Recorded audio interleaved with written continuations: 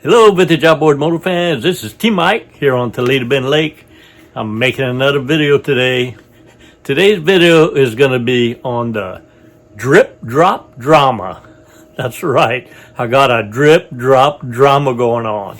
And it's going to be about a leaky gear case on this restoration work I'm doing. It's restoration number 165. It's a 1955 Johnson 5.5 CD-12 from MARC. And I got a leaky gear case. I've tried everything on it.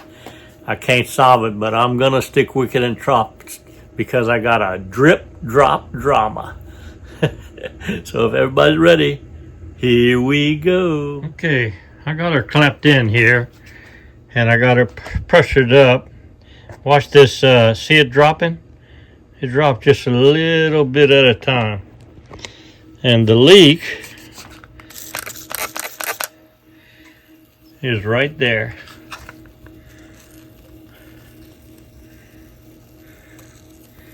That leak is coming out of the, it's actually got some leak in here and some leak in there. That's where the leak is at. Now I'm going to take it apart and show you how I've cleaned both sides. I put spaghetti seal on it. I tried with some gasket sealant. I've tried without. It's not sitting, this whole side right here is not sitting well. So what I'm going to do, I'm going to clean it off. And I'm going to mark it with a pen. I'm going to mark it with a pen.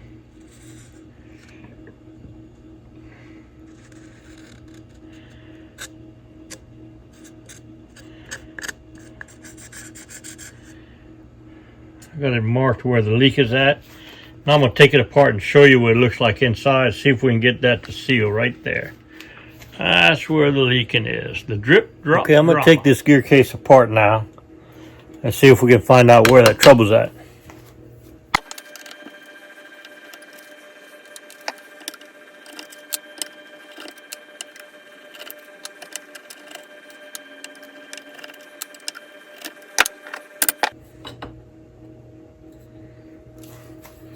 Okay, as you can see, I've cleaned every little section. I use one of these wire brushes on the end of a drill to really clean every part of that. And I got the spaghetti seal in. And I've cleaned this surface. It looks immaculately clean. I really cannot see why it would be leaking. Only thing I can see is that you're supposed to leave these edges out a little bit. So I'm going to replace it. Replace this spaghetti seal, and I'm going to leave a little bit more hanging out. And I'm going to put a coating of gasket sealer on it, so that when I put it back on here, I got some hanging out the edges.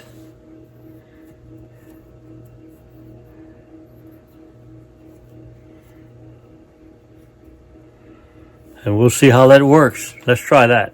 Okay, here we go. I'll replace the seal and left a little bit hanging over the edges here. Put a bunch of sealant on it. I even added some sealant to this surface. This is what I use, aviation gasket sealer. I'll sell it in my store. Just let me know if you want some. I'm going to slap this on there, see if that'll hold pressure.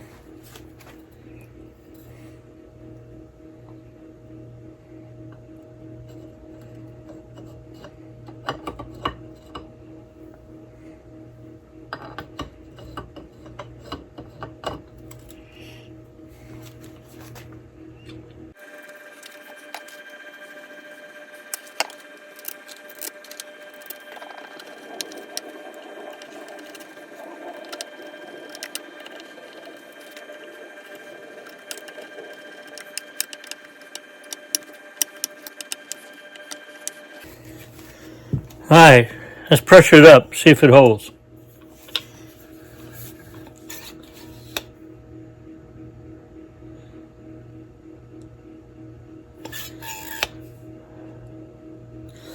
We got 7 pounds.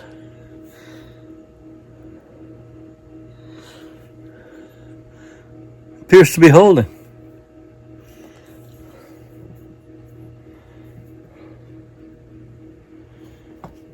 It appears to be holding.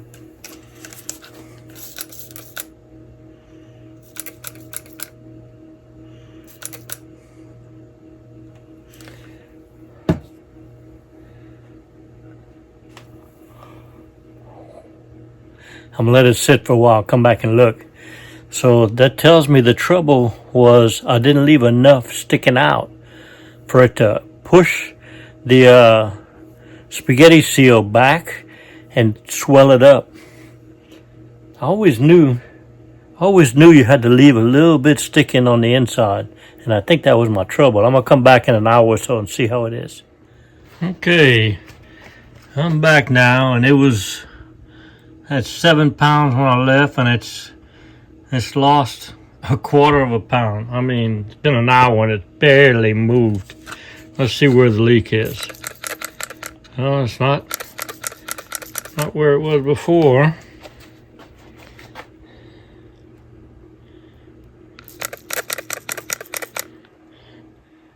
Looks like we got a couple of bubbles right here. Huh. Got a little bit of a leak right there. I'm only tighten it by hand. I'm gonna put a little more tight on it, see if we can stop that leak. The drip drop drama continues. Okay, I'm gonna bring out the big boy tightener now. Here's a special screwdriver that's got a attachment right here to put a 1/2" wrench on it to put the tight on it. I'm gonna put the tight on this side.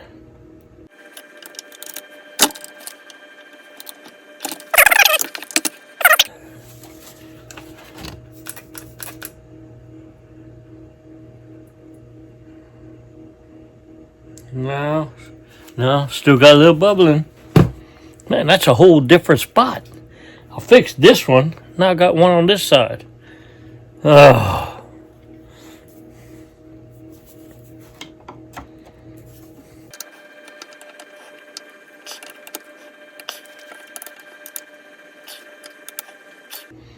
Man, I don't want to tighten it any more than that. I'll strip the bolts.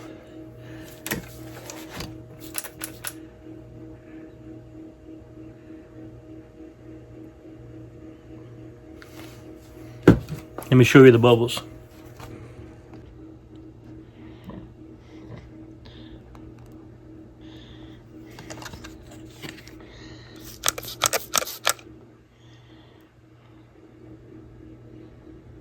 Well, that ain't much of a leak, but it's there.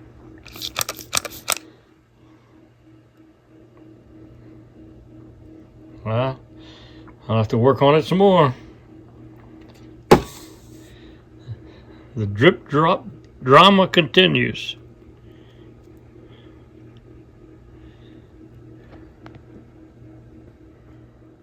Okay, it's been a couple of hours now, and I had it up to 10 pounds. That's below 5, so it ain't much of a leak.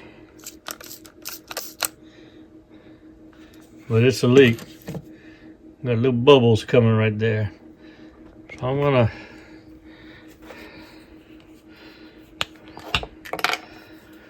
gonna mark it.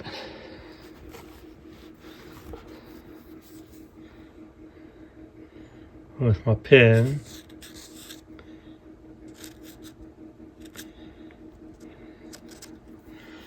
I think I got it right.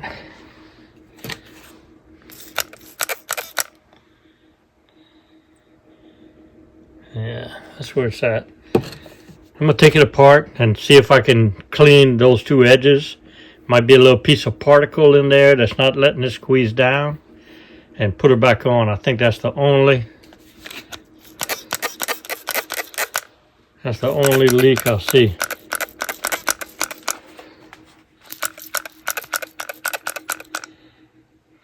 It's the only leak.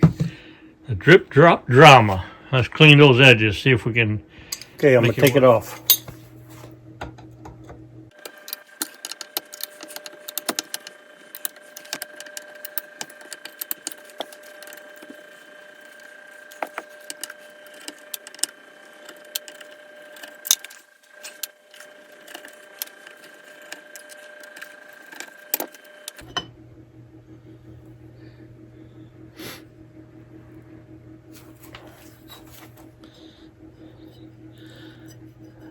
Here's the mark.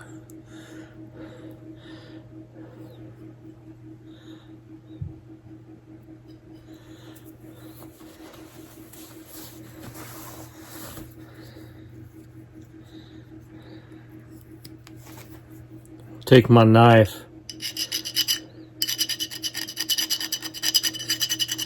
Scrape that edge.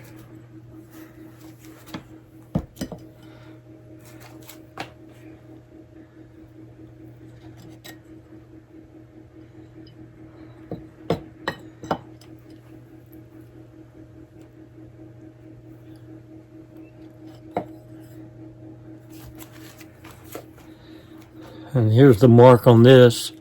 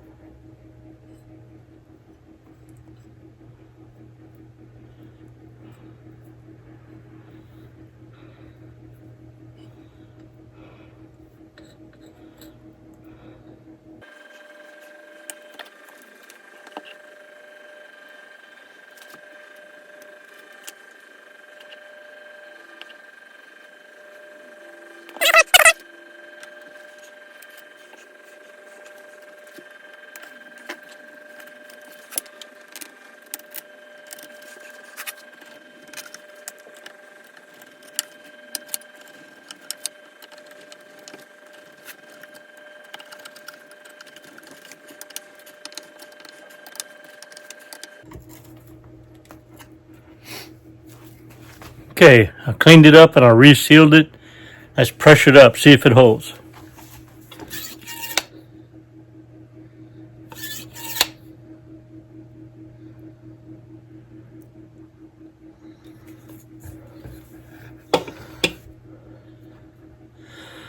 Looks like it's holding. Let's do the water test.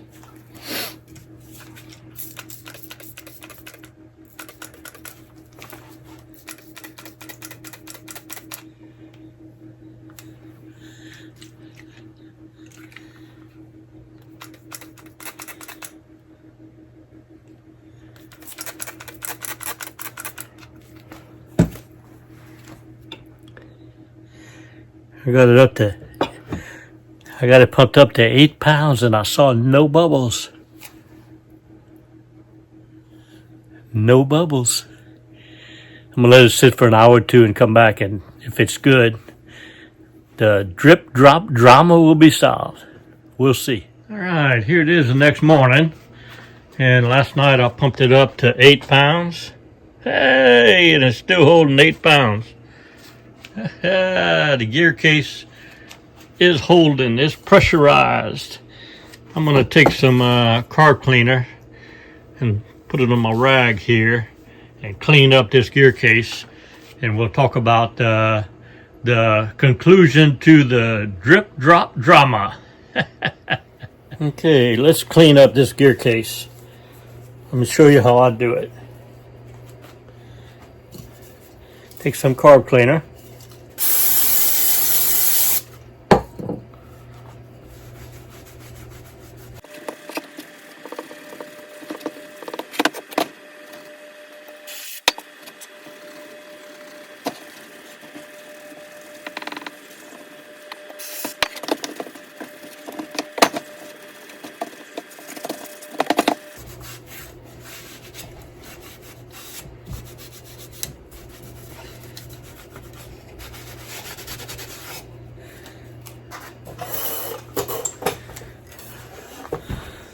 Alright, that's how you clean a gear case. Spray some of this carb cleaner on your rag and wipe her down good.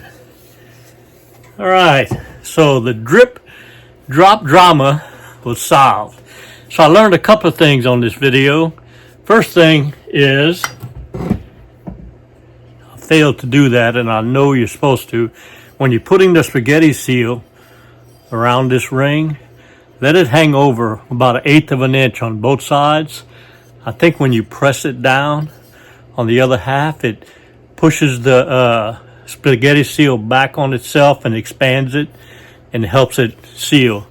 Also, if you have some little bitty bubbles coming out, that surface has got to be immaculately clean on both sides. And even though you clean it, when you put it back together, if there's a little particle of metal or something that gets there, it'll create those little bubbles. Just take it apart and re-clean it and put it back on. It'll seal. All right, so I enjoyed this video on the drip drop drama. Learn something every time you work on these motors. Hope y'all enjoyed the video. I know I did. See y'all next video.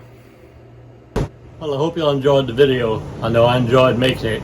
If you did, hit the like button and also hit the subscribe button and catch all my videos. You know, my passion are these vintage outboard motors. Johnson and Evinrude, 1950s, 60s, and 70s, 3 horsepower to 18 horsepower. I think I have all the videos, over 500 videos, on everything you need to know to repair, service, and restore your vintage outboard motors. I have all the parts, all the videos, and all the parts manuals for you to do that. I love what I do. The best way to reach me is on my website, tmikevintageoutboards.com. You go to that website, I have links for everything you need. I have links for all the parts you need. If you don't know the parts you need, there's a link called the Parts Broker where you can fill out the form and submit it to me, and I'll find your part for you. All right. I also have a link for a mail-in repair service where you can ship me your carburetor, your gear case, or your magneto. I'll repair it, video it, put it on YouTube, and ship it back to you. I also have a link for technical consulting. If you have a question, just fill out the link. There's a donation page if you want to help pay T-Mike, and I'll answer your question and get back to you. That's the best way to reach me, is on my website, tmikevintageoutboards.com. I love what I do. It's been a great ride. And remember, always remember, and never forget, here at T-Mike's Vintage Outboards, we're doing it one motor at a time.